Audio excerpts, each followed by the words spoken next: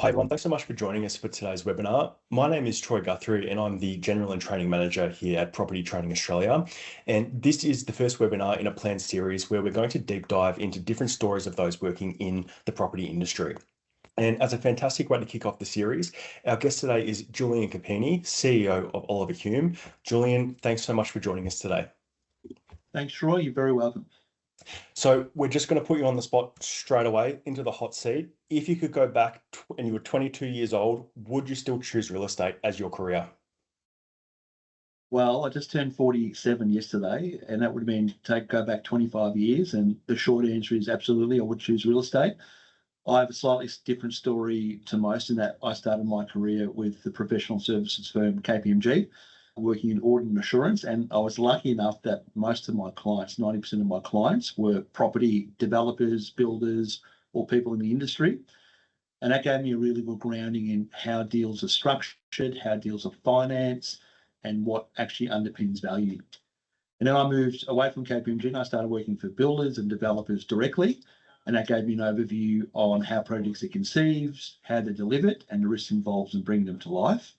And then for the past 11 years, I've been at Oliver Hume, working in real estate sales. And what that's taught me is that no matter how well a project is designed, funded, or built, the most critical part is the execution of sales, because that's ultimately what delivers value for vendors and it delivers the exit mechanism for our clients. And it realizes all that value that's been created along the way. So having sat across three different parts, being finance, delivery, and sales execution, I've certainly come to appreciate that sales isn't just the final step. It's a point where everything comes together or not.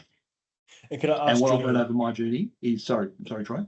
Yeah, I was just going to say, could I ask, was it always the journey from the get-go to end up in real estate, property, and sales, or was it kind of a natural progression based on your skill set?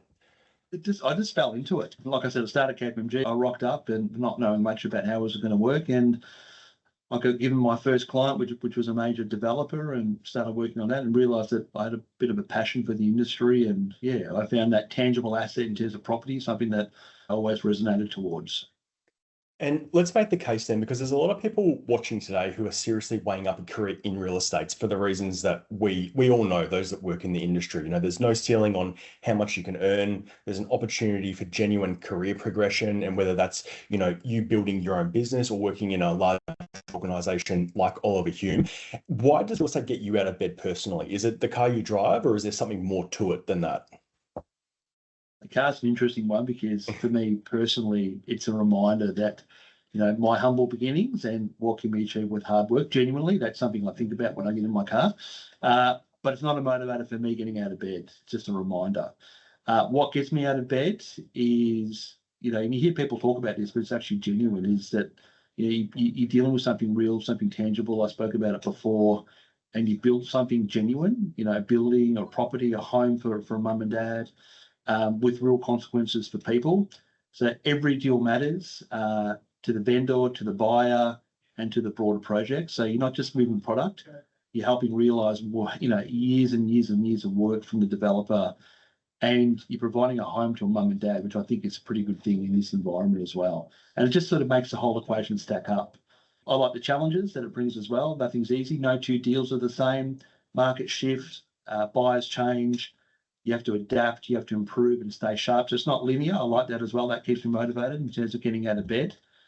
And then there's this progression. So it's not just financial progression, but progressing your own capability, relationships, influence.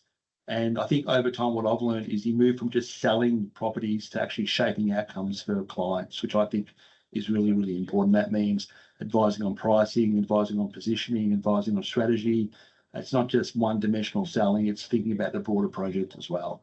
So for me, it's not the car as such, but it's the problem solving, it's a responsibility, and it's the satisfaction of executing something that provides outcomes, not just for our vendor partners, but for mum and dad as well.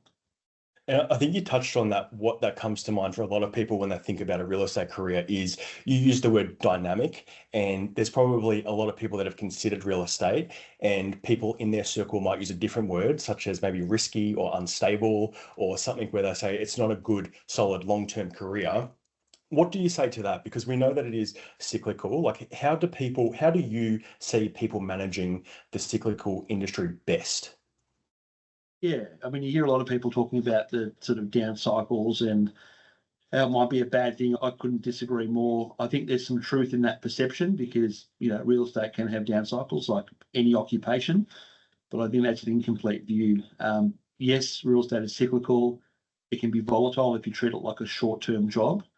Chase individual transactions, you're going to feel every market swing. But if you build your skills, you build relationships, you build reputation, you create your own stability, that is slowest. And I think that really works.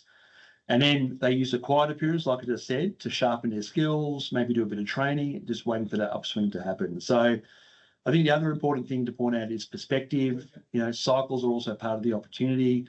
We have people within Oliver Hume who salespeople who've been with us for 25 plus years, and that's fabulous because they see the cycles, they see the good, they see the bad, they know what to apply in the bad markets, and they know what's coming as well in terms of the upswing. So I think when things tighten, there's an expression that you basically you see who's the genuine sales professionals because they're the one who knows how to handle the down cycle. So I don't push back on the idea that it's cyclical because it obviously is. I agree with that. But I'd argue that if you lean into it rather than fear it, actually becomes one of your biggest advantages in the industry.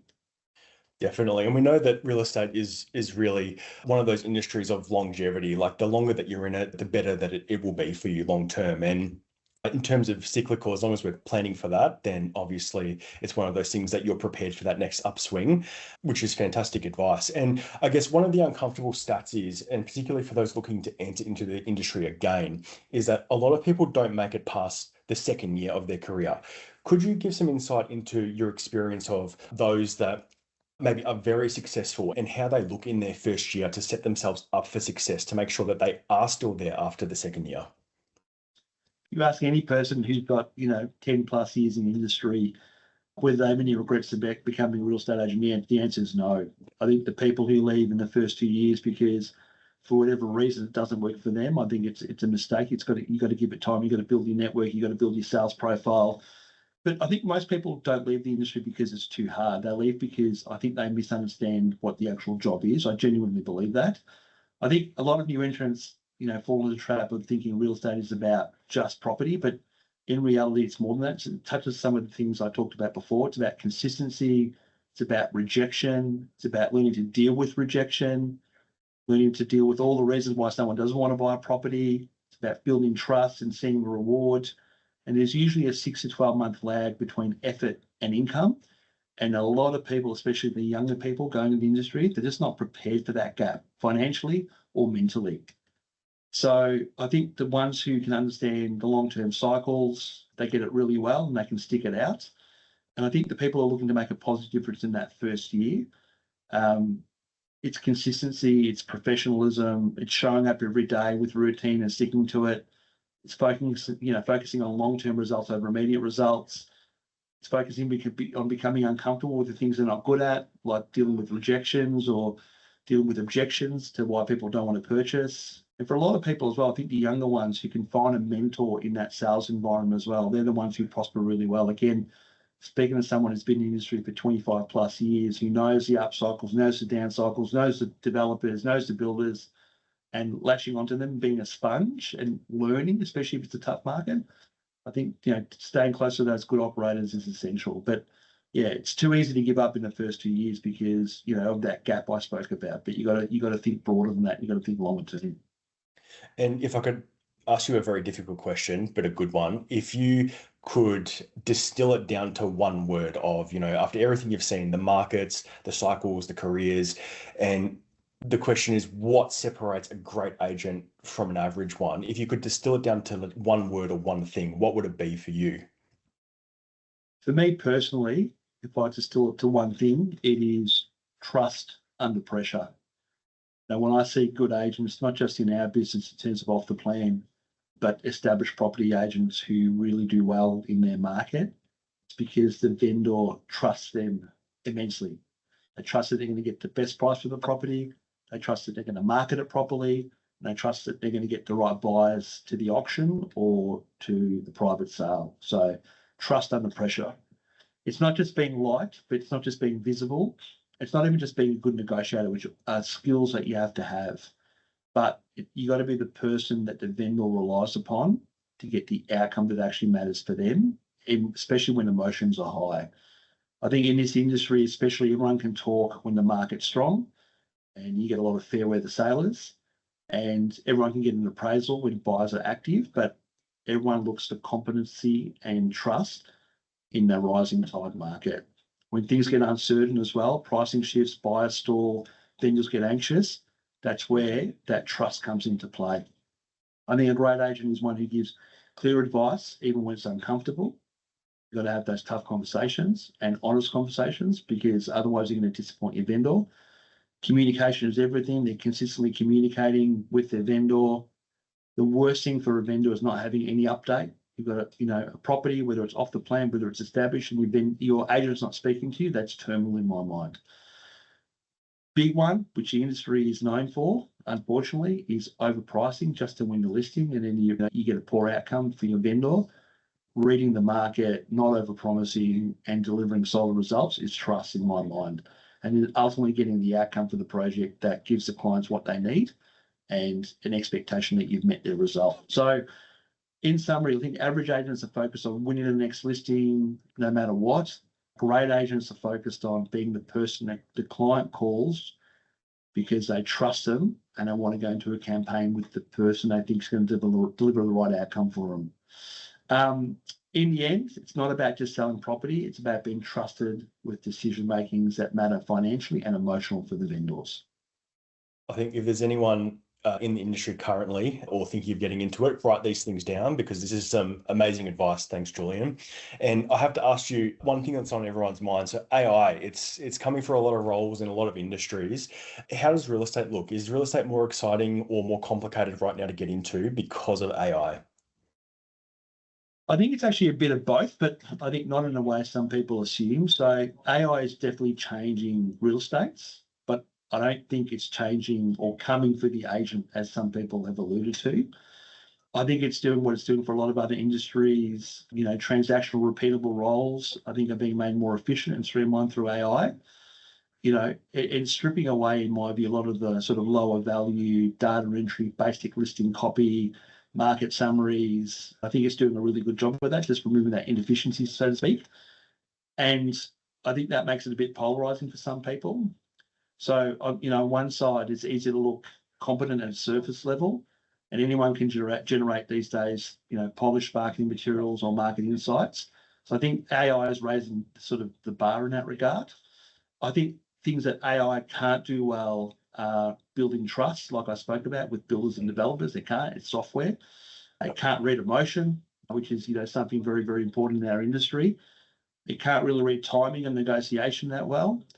And I don't believe it can manage expectations where outcomes are uncertain. So I think there's a place for AI. Absolutely. It's going to take something that has been a very fragmented industry to date and streamline some of that sort of lower level data entry, listing copy, things like I spoke about. I think that's a good thing. It's going to make us more efficient and really allow us to focus on our vendor discussions, negotiations, and management.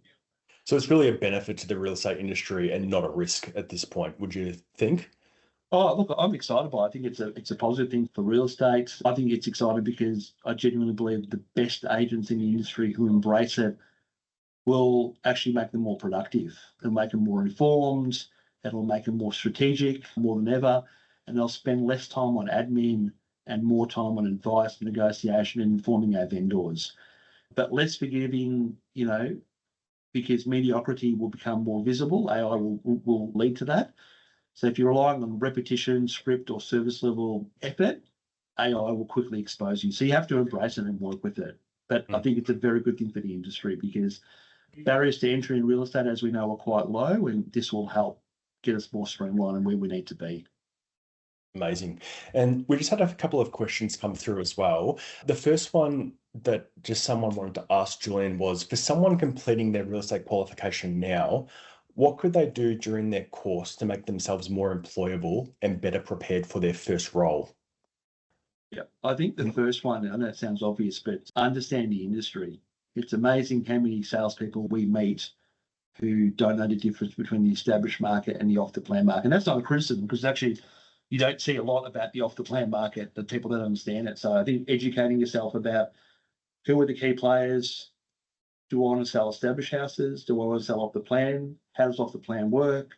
How do split contracts work? What are one-part contracts?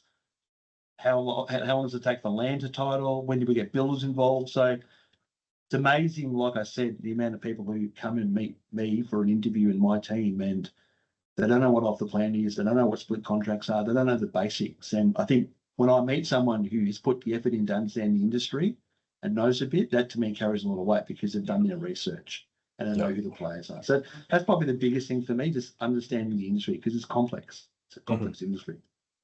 And just the second question that came through was, I'm interested in real estate, but I'm worried that I don't have the typical sales personality. Do you think that matters, or are there other types of quieter personalities that you think can still do well in the industry? Some of the best salespeople we have are the more quiet personality. They're reserved, they're very quick, they're reading their clients, they're reading the purchaser, they're reading the vendor, they understand what the vendor needs. They're very sensitive to the mum and dads they speak to about what their budget is, what they're looking for. They're very informed. You don't have to be, the loud agent with the loud suit. I've seen many people succeed who are more reserved. For me, it's about building trust, like we spoke about. It's about being informed about what's happening with your vendor's project, what's happening with competition. There's no set profile in my mind in terms of how you have to behave, but it can be reserved, it can be energetic, it can be passionate, but it comes down to substance. You have to have substance, and substance means knowing what your vendor needs, reading how they're thinking, what they need, getting those buyers in, and converting to sales. But in my mind, there's no preset formula. Absolutely, you can be reserved. Amazing. Thanks so much, Julian. So for everyone watching, hopefully today's given you an interesting insight into what a career in real estate can look like, whether you're kind of at the beginning of your journey or maybe midway looking to upskill. But I think coming back to, the work ethic, the resilience, and the people skills behind it, Julian, you've given some amazing advice there. So thank you so much.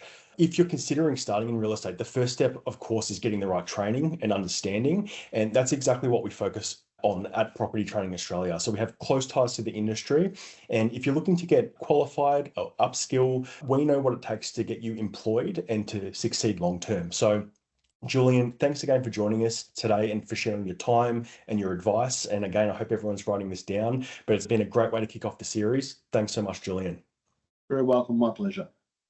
And to everyone watching, thanks again for joining us, and we'll see you next time.